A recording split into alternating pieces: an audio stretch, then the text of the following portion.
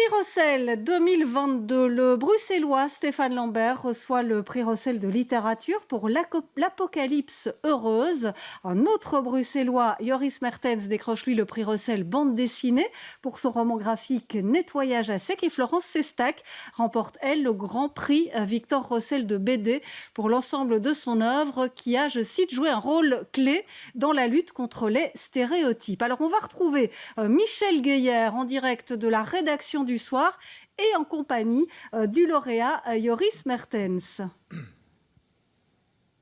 Oui, il est là à côté de moi. C'est très studieux comme ambiance. Vous imaginez évidemment dans un journal comme Le Soir, on est à l'heure du bouclage. Et avec nous, Joris Mertens qui reste parmi toutes les interviews que vous donnez aujourd'hui. Parlez-nous de votre roman, un polar qui se déroule dans les années 70 et un personnage central que vous faites un petit peu souffrir dans l'aventure, on va dire. Oui, je dis toujours que c'est un polar sans police.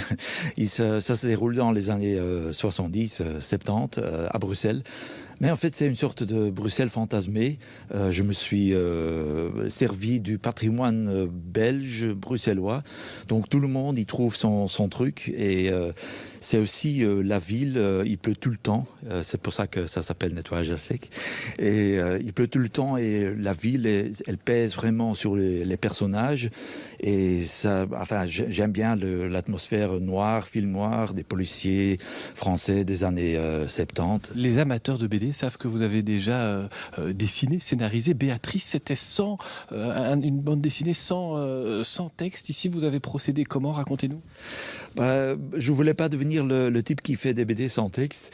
Donc, mais puisque je viens du monde du cinéma, j'ai toujours appris à faire des découpages et de raconter des choses à travers des images.